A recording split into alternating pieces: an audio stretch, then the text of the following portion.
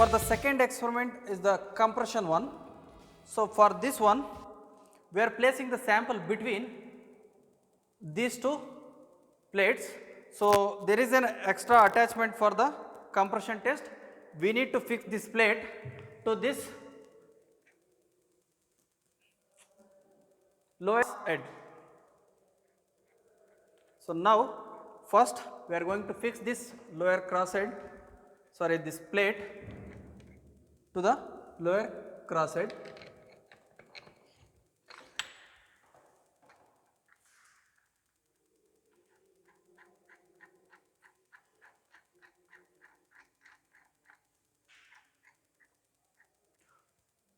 Okay, we need to fix the base plate properly by tightening. So and also the safety is the most important thing while conducting the experiment. Before starting the experiment, we should ensure that whether the sample is placed or not properly, and while these plates, whether it is fixed properly or not, we need to check all those things. Then only we have to start the experiment. See, for the compression test, we are prepared the sample as per ASTM E9 standards. According to that standard, this sample is 16 mm diameter and height is 25 mm. So similarly, this is the cast iron. Similarly, we can test for ferrous and non-ferrous material. So now I am going to place the sample between these two plates.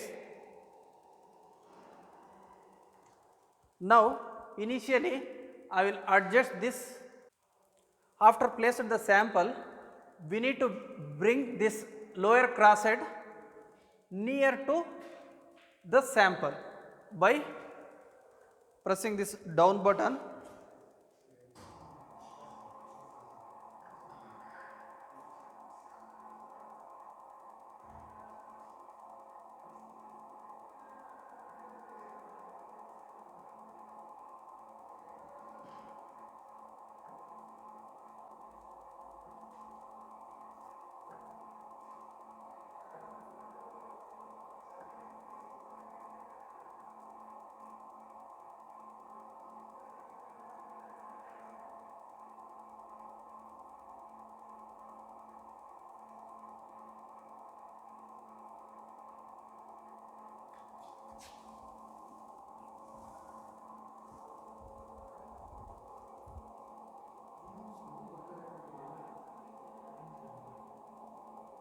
Kiran, bani note bani.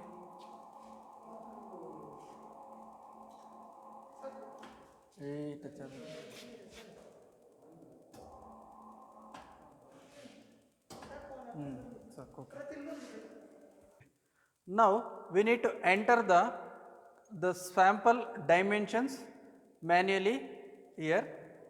So first one is set number 1. We are conducting the experiment number 1 in that input 1 file data. See here we need to enter what are the input data we are giving, that is sample dimension. Next, okay. See here we need to enter the operation 1. In that one we need to enter the preload. Next, here sample specimen dimension we need to enter. The first thing is here cross section area we need to enter. As per our calculation, we got 200 mm. Now we need to enter the gauge length of the sample. So next, load 1 condition we are selecting, load 2 and load 3 is there. We are selecting load 1 condition. So this is the displacement. So now these are the inputs we need to give manually. Next, once all these settings is over, we have to start applying loading. Now this lower jaw is exactly touched the sample. Now I am going to apply the load by releasing this valve. See, now initially the load is 0 and displacement is 0. See, for each 10 kilonewton load, when you are applying, we need to note down the displacement in the tabular column. Each 10 kilonewton load, rising of 10 kilonewton load, we need to note down the displacement. Now slowly I will release the valve.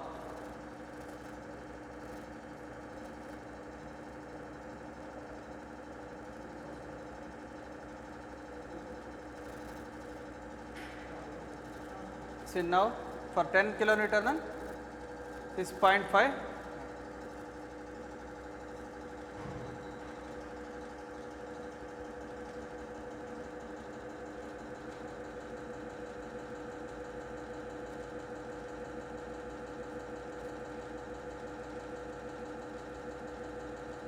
Slowly you need to raise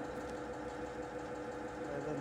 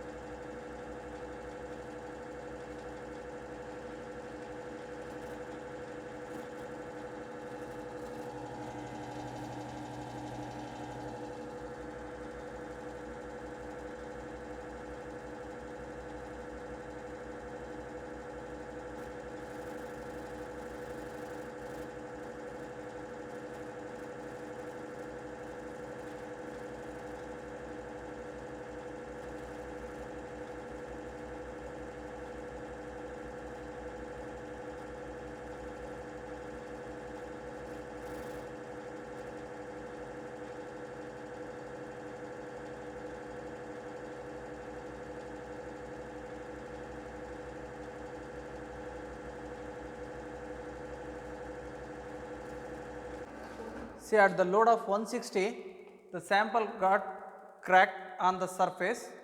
So now I will remove the sample by releasing this valve.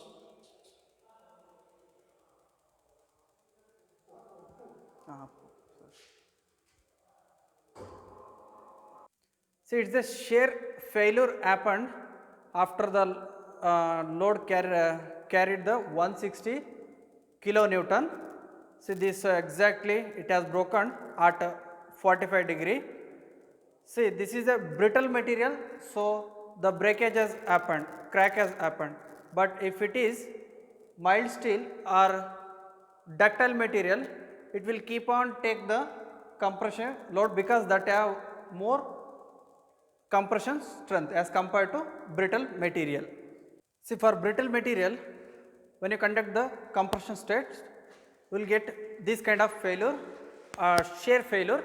See, this failure has occurred directly at an angle of 45 degree. So, for similarly for a ductile material, we can observe only the cross sectional changes, but we won't get any these kind of failures because of the softness of the material, and this is the major difference between this ductile and brittle material.